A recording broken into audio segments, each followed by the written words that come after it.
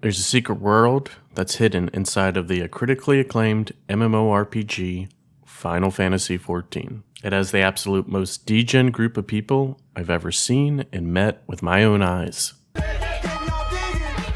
Okay, relax. It's not that serious, and it might not even be that hidden for you.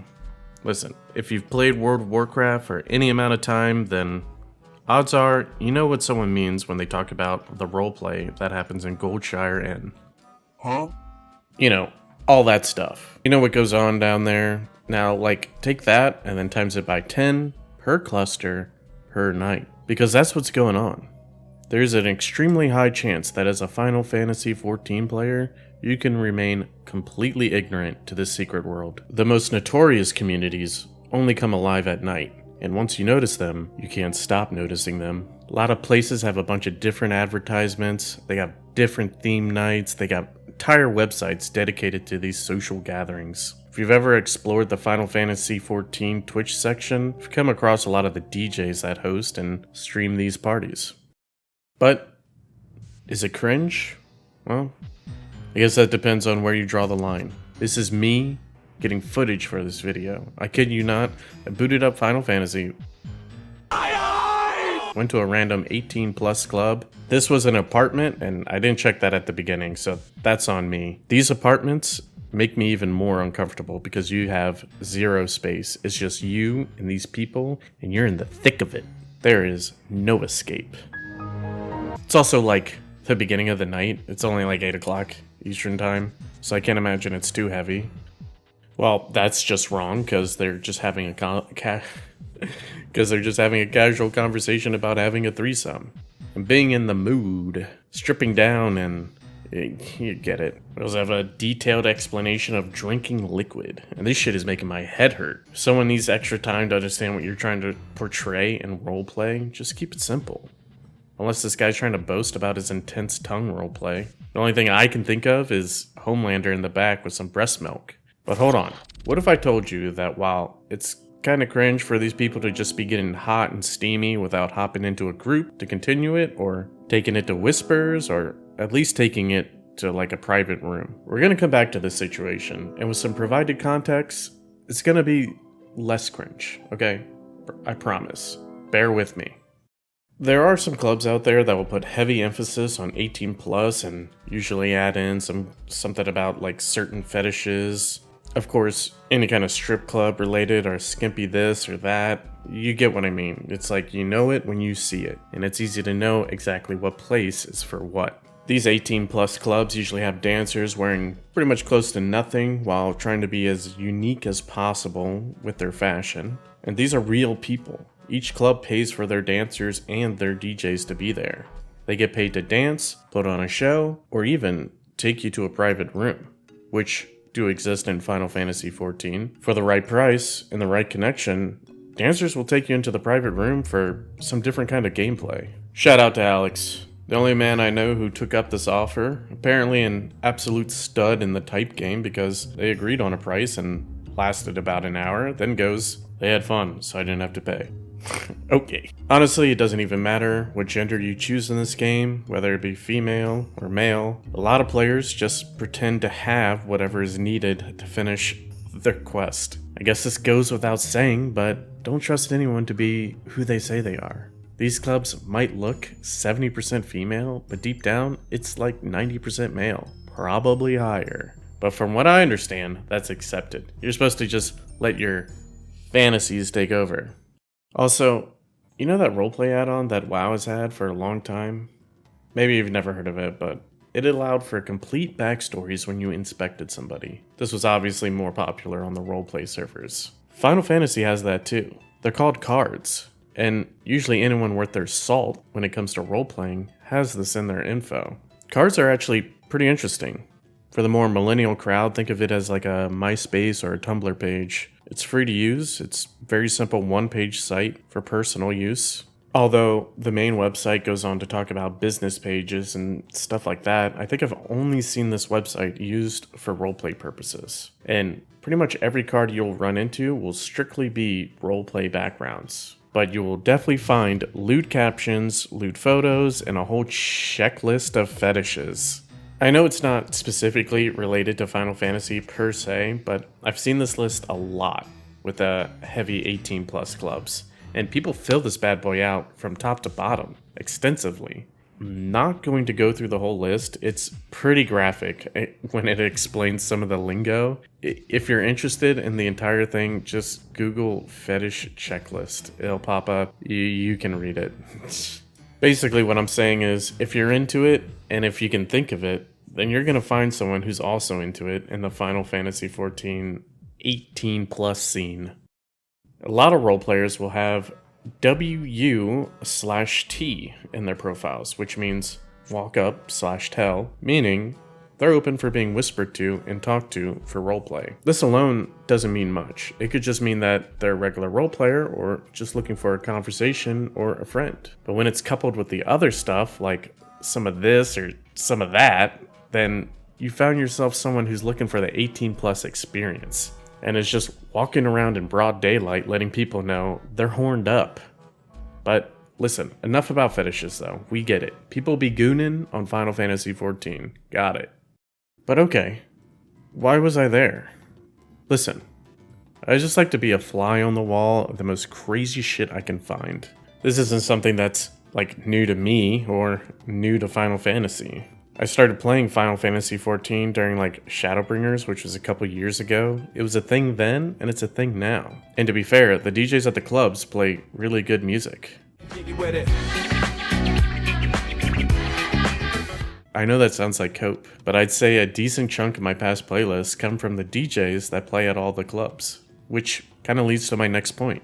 These clubs and social events are actually pretty cool. Some of them are even fun. When you find a place that isn't super horny 24/7, you can actually just enjoy the experience provided by the club and the DJ. Listen, find a regular club that has a DJ, go there, everyone's going to be listening to the same music, and usually there's raffles or cool pop-off moments. Sometimes casting spells, lighting up the spot, or honestly you could just be a menace, like a friend of mine, who instead puts on full crafting gear and starts hammering away some dank-ass cookies. And then after that, you're asked to leave because you're ruining the vibes. Homie was just trying to keep everyone's stomach full while they were partying. They will serve you drinks though. Probably like the most roleplay me and the boys get up to is ordering from the bar. If they say they're selling cocktails and lemonades, they're gonna give you a goddamn cocktail or a lemonade. There's so many different kind of food and drinks in this game. If it's a well-stocked club, you'll actually get what you ask for, which is pretty cool. The usual for me is hopping in a club, dancing, or sitting down and pop open the DJ in a browser and just do some other work that I need to do or play other games. If anyone cares to chat, then I would engage in small chit-chat, but it's more of just appreciating the ambiance. And listen, it's not lost on me the idea of just being around people and caring about ambiance in an online video game could be seen as some sad shit, okay? Listen, most of these experiences came from playing Final Fantasy during COVID. It was nice to be around lots of people that were like-minded and just wanted to chill, alright? Now let's get to the serious part. I spent the first part of this video kind of tearing down the more adult side of the roleplay inside of Final Fantasy, which is fun, trust me. Complaining is fun, weird experiences are fun, and who doesn't like to people watch? Especially when it's cranked up to 11, or 14, eh? But even though I talk light about these situations and experiences, erotic roleplayers are a plague among the role-playing community. Sorry, hold on. What I mean is erotic roleplayers who take their horniness into public, or the ones who go into it without consent, are a plague among the role-playing community. More and more roleplayers have either started to roleplay less or quit entirely because erotic roleplayers have bled into the normal roleplay community. This isn't new, of course, it's been happening for a while now. From what I've found, the Crystal Cluster is the heaviest roleplay group of all the other servers. And inside of Crystal is the Balmung server. This server is notorious for being the roleplay server. It was understood that those who rolled their character here were signing up for that kind of experience. The main hub being Ul'dah, one of the major capitals in Final Fantasy XIV. Tons of people come here, just to be in the crowd of people or meet new people. We're talking normal roleplay. While roleplayers do have romance and things of that sort, it's commonly accepted to just fade to black, to explain the sexual part without the details, the romance without the horniness.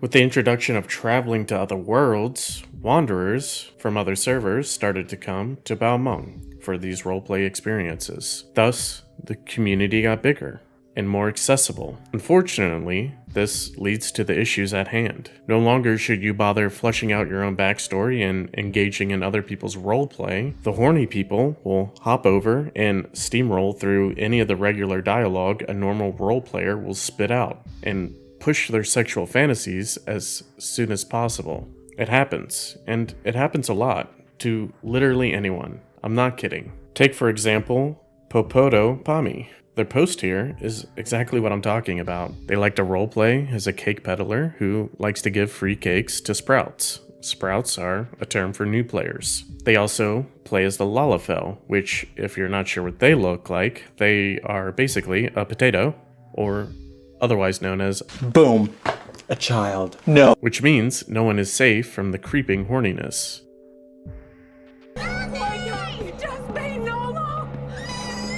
Most of these degens are just role-playing self-inserts and want to act out as many of their depraved fantasies as they can. The Balmung we know today has kept some of its charm, but it's also got these kind of people here. They're naked and letting people know from their info that they're here to be horny. Earlier in the video, I poked fun at some of the cringe ERP stuff that people were doing, but you gotta give them some credit. They're operating in their own spaces. The only people they're interacting with are the people who choose to be there. See what I mean? Less cringe, right? I think so anyways. Those people aren't pursuing their horniness outside of their own club and establishment. It's less cringe because they have the decency to have a time and place for their thing. It's tough to go to any kind of social environment in this game and check people's info only to find out that everyone's just looking for some kind of erotic roleplay. This is what it's like in the current day. They're like adult ads you get on websites, just a big billboard knowing no shame. And let me add a warning to anyone who plans on being horny in Final Fantasy XIV. I have met people from the community who actually started doing roleplay and erotic roleplay who definitely were not 18 or older. To them, it was pretty funny, but food for thought, anyone's able to say they're 18 or older. Just something to consider before searching for strangers inside of a MMORPG. And while we're on the topic of age, there are also communities that idolize Lalafells as lollies. Now, this is an extremely complex issue, and I don't really plan on diving into it. I'll just add that there's a reason why I'm including this with the other degen shit. I'm really just piling on the worst of the worst onto the Final Fantasy XIV community, but my goal here is to try and bring light to the existence of these bad communities found inside. Final Fantasy XIV is a huge MMO, and for good reason. It's a great game, and with wide appeal and the bigger the population, getting weirdos is inevitable. The widespread of erotic roleplay was so big and leaking out into the public so much that Square Enix had to come out and make a statement on it in the form of updated guidelines for Final Fantasy XIV.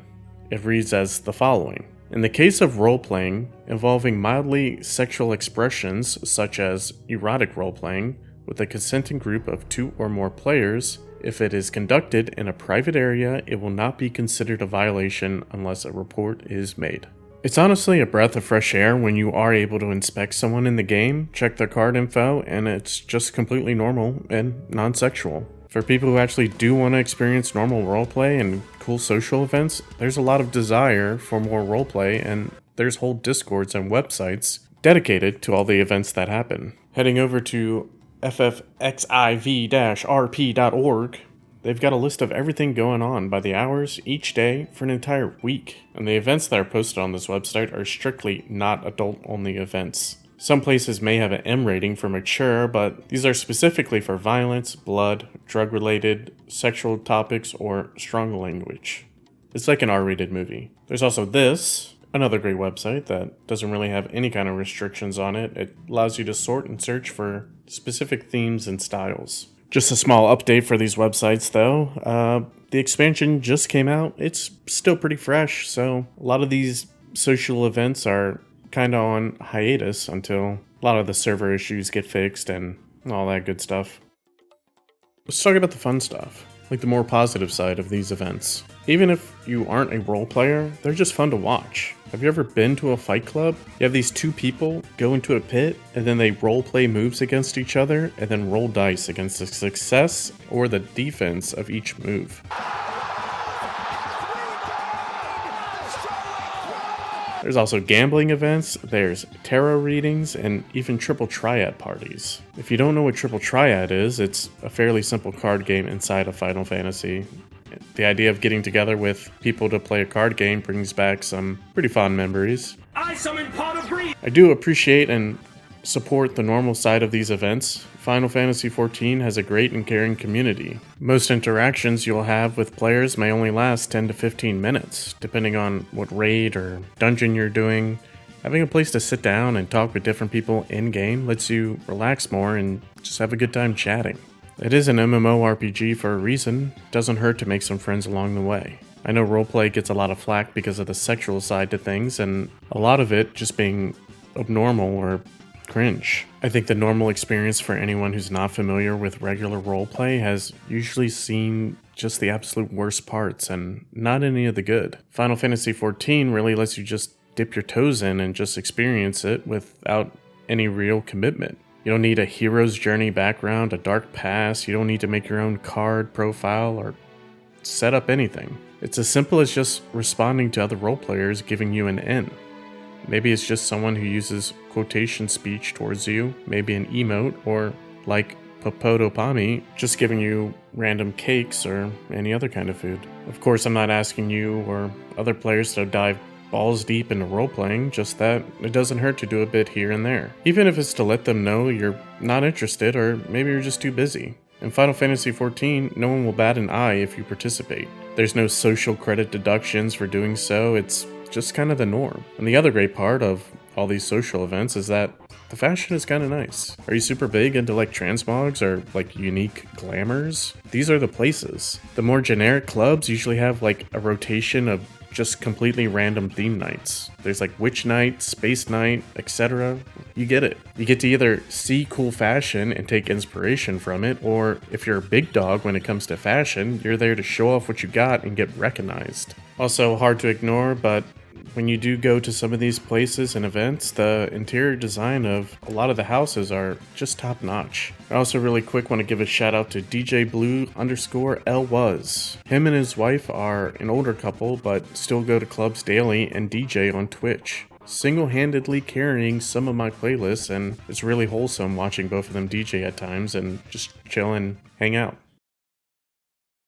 And then I was going to do my outro and just leave it like that after that little tug of war I just had with myself, but this isn't necessarily a Final Fantasy XIV specific issue. This is just a roleplay issue, and the Dungeons & Dragons community might suffer the worst from it. The game itself has mechanics like seducing and flirting built into the foundation of it, so it becomes extremely hard for people to understand where the line in the sand is for what's appropriate and what's not. But what better example of these kind of situations than The Real Deal?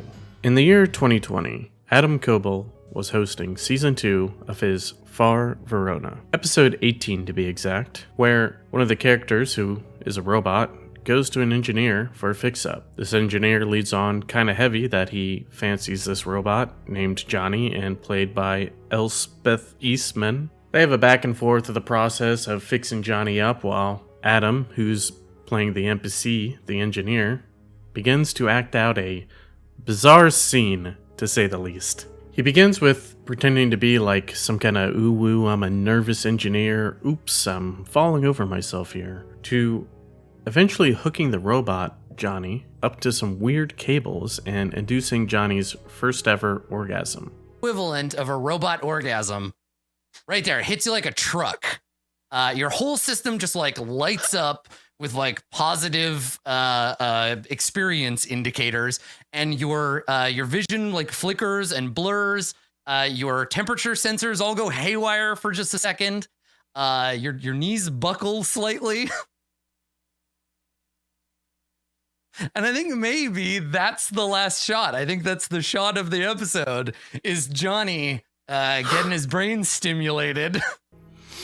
Okay, obviously this is without consent, and the reaction of the rest of the players really shows exactly the vibe this whole scene was giving. It is extremely tough to watch because Adam spends the whole time just laughing and shyly pushing the scene further and further. It's obvious he was going for laughs, but he misses the mark completely. It's brushed off since the end of the episode was only 5 to 10 minutes away, and to lay it out plainly, forcing a player's character into orgasm is way over the line. And if you want to push these kind of situations, conversations must be had beforehand, especially when this is broadcasted in front of thousands of viewers.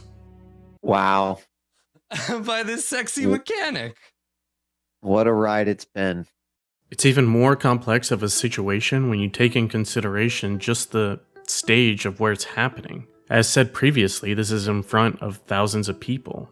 As a player, do you stop this situation from happening right away? Maybe you're just overreacting and everyone else thinks it's fine. Maybe it's not even a big deal and you'll just talk about it after the session is over. Tons of different responses would flood my head if I was in Johnny's spot. But afterwards, the people saw it for what it was. It's an overstep and extremely inappropriate. The aftermath is obvious. Everyone quits and Adam is to be cancelled. He eventually gave an apology and then threw that away by blaming the online mob for blowing it out of proportion. And, in his words, stifling his creative risks. Just to add to the crazy part, Adam also hosts an advice show that literally covers topics and issues just like this exact situation. The PCs will follow their hearts or genitals to the romance as necessary. So when a character starts getting interested in an NPC, if you're lucky, they're going to mechanize that themselves. You can't force this, but if you're lucky, they're going to write a goal about that character. I'll also bring up the Arcadum situation, which happened in 2021, mainly because, while from what I've seen, he remained mostly professional when doing his dungeon mastering, primarily when he dungeon mastered for guys, but when he did it for girls, there was more flirtatious elements. Like when he made references to a girl's looter photos she had on Twitter while during one of their sessions. I don't know. I felt awkward. I felt like I did something wrong. I ran. I actually, like, when I first saw it, I just closed my phone immediately and put it down. He's also definitely had some weird roleplay during his VR chat sessions, but he has an agenda with what he was doing. He used the medium of Dungeons and Dragons to interact with women, and then made extreme moves on most of them. He even went as far as to engage with one physically, which was described as dry humping and crying. Way different from just being creepy during roleplay. It crosses the line, and it tracks with my overall message of saying that roleplay in general has suffered losses and disinterest from the ongoing plague that is horniness. When it's happening on the smaller scales, the few bad apples here and there will ruin it for their communities. But when the bigger streamers showcase these actions to a wider audience, it really puts a mark of shame and alienation to the Dungeons and Dragons community, as well as the role-playing community. While the different communities obviously don't support or condone any of these actions, for the normal person looking in, it's going to leave them feeling a certain kind of way when it comes to roleplay. And these aren't just one-off situations, especially with the Dungeons and Dragons community. There are multiple subreddits dedicated to the horror stories of unwanted sexual encounters that happen in these role-playing games. Go to one of them and sort by top of all time, you'll see people truly can't help themselves. From what I understand, you could probably ask any woman that's dabbled in the D&D scene, and odds are they've got a story for you. But how do we stop regular roleplay situations from being taken over by horniness? Well, the best we can do as people who support the communities is call it out when it happens and let it be known that people just want to roleplay without some random person forcing their kinks, fetishes, or other desires onto the situation. You know what else is cringe? No, it's not me. It's not the video. It's not roleplay in general. Chill out. If you're someone who was actively playing games and on the internet during the COVID era, so basically all of you, there is no way you haven't heard about GTA 5 roleplay at least once or maybe a few times. These kind of roleplay games have come a long way, and I would know because it's where I started. I was never into roleplaying until I started playing Arma 2 and roleplayed on those servers. Shout out to Lyric for that inspiration. These kind of servers back in the day were pretty bare bones. You're stuck to civilian, gang affiliated, or playing a cop.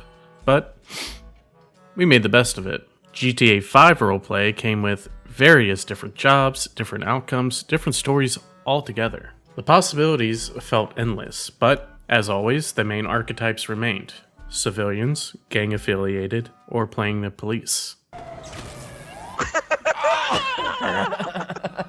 Alright, I mentioned some cringe and then I just talked about GTA 5 roleplay. I'm not saying all of it's cringe. From what was streamed by people on Twitch, I've actually laughed some of the hardest to some of the situations. The cringe part though, it physically hurts. And I gotta lay just a little bit of groundwork here. Specifically, when it comes to roleplay environments that do not involve NPCs. See, when you play Dungeons and Dragons, the fact that your team can win and then continue to win without any issues past that is a blessing. But in a setting like GTA 5, there aren't really any NPCs to win or lose against. Majority of the time, the situations that players will run into will be with other players. As a role player, do you want to always lose or always win? The fair way to handle this situation is a fair balance of both, unless you roleplay specifically to lose, and honestly, those are some of the best characters. But this is where the issue lies, especially with being a streamer. You've got tons on the line. Your ego, pride, and losing a situation in roleplay is soul-shattering. I said that straight, but I am completely lying, by the way. Losing isn't the end of the world, regardless of how streaming personalities will act. Winning is fun, but so can losing. It's how you frame it and how you react to it. Something I came to realize when I was roleplaying. I eventually migrated to Arma 3 and continued my roleplay there for the next 2 years. When I first started out, I did get angry from losing situations, and then you kind of just realize you're ruining everyone else's experience by acting like a toddler, by crying and disengaging. And it didn't even take that long. For anyone with an ounce of maturity, it's easy to catch on to the ebb and flow of player versus player roleplay. If your first reaction to losing a situation is to start messaging moderators and admins, you're a loser. It happens often. The biggest offenders are usually those gang affiliated. Gangs are able to do everything within their means to accomplish a heist, and the police are supposed to stop them within their own rules as police. The second police step outside their own rules, be it by mistake or on purpose, the gangs just forfeit and Discord messages go crazy. 3 minutes in, guys, don't pit, don't ram, guys, chill, guys, relax, what it? Pride and ego are to blame here, and it's a shame because I did have a huge desire to hop back into these kinds of roleplay. I know this part doesn't necessarily have much to do about horniness or sexual harassment, but it is a real problem that's turned a lot of people off of GTA roleplay. People just don't know how to take the L with grace. You can lose, and it can still be entertaining, I promise. These big personalities, these big egos, and with all that pride, they act like they're built diff, which they are. They're built out of glass with how fragile they are. Anyways, let's talk about Coil's ex-close friend, Rated Epics. For those who know, you'll understand that the actions of this guy fits in perfectly with what we've already talked about.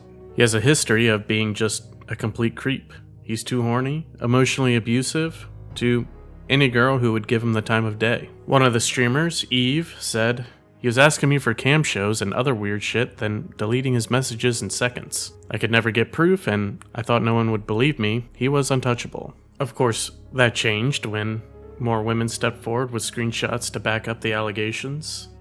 The real mind-boggling part of this is when one of the women who stepped up, Lindy, joined in only for Rated Epics to leak his own DMs of her, where it showed that she was clearly a homophobe and was trying to blackmail him for hush money. She wanted $7K a month. Okay. And it would be a shame to not mention the two clowns that were banned at the beginning of the GTA roleplay craze, Greek God X and Slicker. Because why do I need to be here when I got one right in front of me?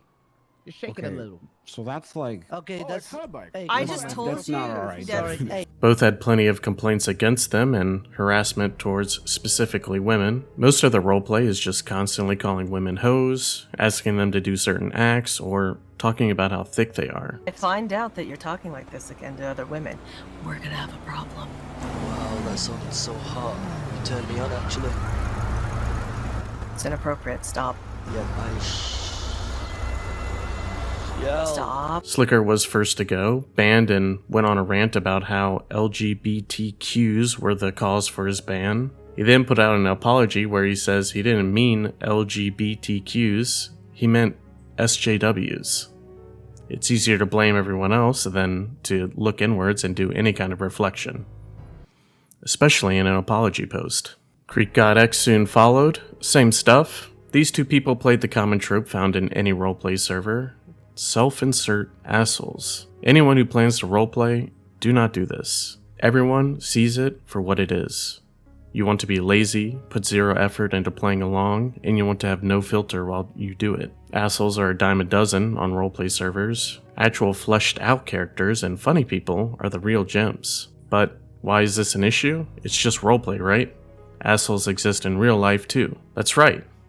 They aren't wanted in real life, and they aren't wanted in a roleplay community either. But I think Coyle says it best here. The problem is that every single low-effort role player comes in here and does that, okay? Then what you have is a woman that will walk down the street as a character and get yelled at 20 times in 10 minutes. It's shit RP, and it's valueless. If you have to sit there and listen to the same thing every 2 minutes because somebody's got a low IQ and that's their content, then, you know, you got to get frustrated with that shit. That's just how it is. It's the same shit over and over. Thanks to a certain subreddit that remained king of highlighting the worst of the worst interactions that these servers provided, any hopes and dreams of continuing any kind of roleplay in this style was dead to me. Rest in peace. There's a lot of information out there to find specifics about GTA 5 roleplay and the drama that's in it, but honestly, watching or reading too much into it just makes my head hurt. It's a shame because a lot of the smaller streamers really make great roleplay content. I said take them out. Go! And those situations take time to build up. Most viewers are here to watch the quick entertainment, and most people just gravitate towards drama. Exception to the rule, of course, Lyric, while he may get into a scuffle here and there with people, they're extremely mild, and he's able to crank out amazing roleplay content while keeping things light. We're supposed to be playing a game and having fun. Roleplay is supposed to be fun.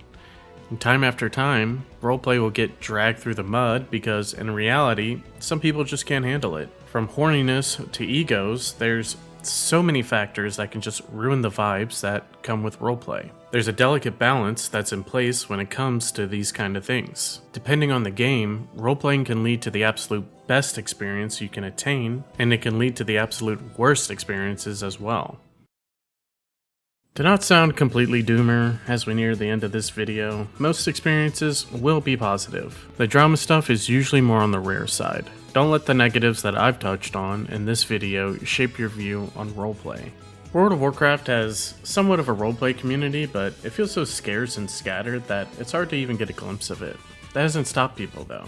During Classic Burning Crusade, in one of the lulls of content, a friend of mine, Empty, would sit around and roleplay with anyone in Shat City, even the opposite faction, the Horde. He eventually hung out with them so often he made a Horde tune and ended up also playing with them. I too followed through and played with them as well. They're really cool and chill people, and this is what I mean when I say that even just a small nudge, a tiny bit of roleplay and being friendly can lead to new and great experiences.